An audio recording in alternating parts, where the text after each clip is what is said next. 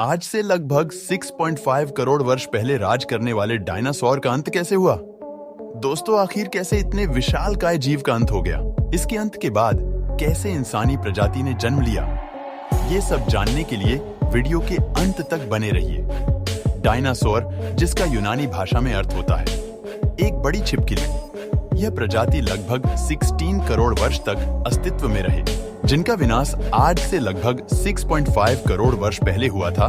जीवाश्म वैज्ञानिकों ने डायनासोर के अब तक 500 विभिन्न वंशों तथा 1000 से अधिक प्रजातियों की पहचान की है। इनके अवशेष पृथ्वी के अनेकों महाद्वीप पर पाए गए हैं। आप लोगों को शायद ये बात जानकर हैरानी होगी कि सभी डायनासोर मांसाहारी नहीं होते थे। कुछ डायनासोर की प्रजाति शाकाहारी भी हुआ करती थी और सभी डायनासोर का आकार विशाल नहीं होता था। कुछ डायनासोर मानव आकार के तो कुछ मानव के आकार से भी छोटा होते थे। यदि यह विलुप्त नहीं होते तो अर्थ पर मानव जीवन भी संभव नहीं हो पाता। हालांकि आज तक डायनासोर को इंसानों ने तो नहीं देखा है। जितने भी तथ्य इस प्रजाति के बारे में दिए गए हैं, वे सब अनुमान और अवशेष के तौर पर दिए गए हैं। जब डायनासोर का युग हुआ करता था तो उस समय मानव जाति का इस धरती पर अस्तित्व ही नहीं थे। अगर मानव जाति डायनासोर के समय होते तो शायद ही इस विशालकाय जानवर से बच पाते। यह जानने के लिए हमें करोड़ों वर्ष पीछे जाना होगा और डायनासोर के उस अंतिम दिन को करीब से देखना होगा। आज से लगभग 6.5 करोड़ वर्ष पहले धरती पर मौसम सामान्य था। चारों ओर सूर्य की रोशनी बिखरी हुई थी, लंबे लंबे पेड़ों से टकराती समुद्र की ठंडी ठंडी हवा और चारों तरफ डायनासोर की चिल्लाने की आवाजें गूंज रही थी और ये सब अपना जीवन मस्ती में जी रहे थे।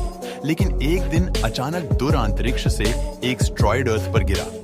उसका धमाका लगभग 10 हाइड्रोजन बम के बराबर था, जिससे बहुत सारे डायनासोर का अंत हो गया और जो बच गए उसे भरपूर मात्रा में भोजन न मिलने के कारण उसका अंत हो गया।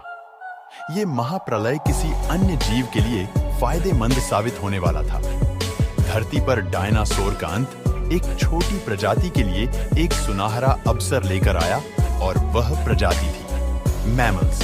आज से लगभग 40 लाख वर्ष पहले अफ्रीका के पूर्वी इलाका में एक नए पर्वत श्रृंखला का निर्माण हुआ, ईस्ट अफ्रीकन रिफ्ट वैली। ये पर्वत यह आने वाले मौसमी हवा के लिए अवरोध बन गई थी।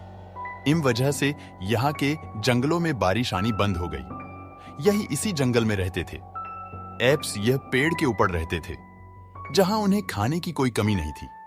इस वजह से वे हमेशा पेड़ों पर ही रहते थे। लेकिन बारिश न होने के कारण जंगल सूखने लगा। इन्हें खाने की समस्या बढ़ गई तो उन्होंने खाने की तलाश में पेड़ों से उतरने का निर्णय लिया, जो थे एडिपेटिकस रैविडस। ये हमारे पूर्वज थे जो आकार में 4 फीट लंबे थे। कई हजारों वर्ष विकास करने के बाद हमारे पूर्वज 2 पैरों पर चलने लगे। इससे ऊर्जा कम खर्च होती है और ये चलते हुए भी खा पी सकते थे। अब इनका दिमाग तेजी से बढ़ रहा था। ये धीरे धीरे होशियार बन रहे थे। समय के साथ साथ विकास की प्रक्रिया चलती रही और हमारे पूर्वज विकसित होने लगे।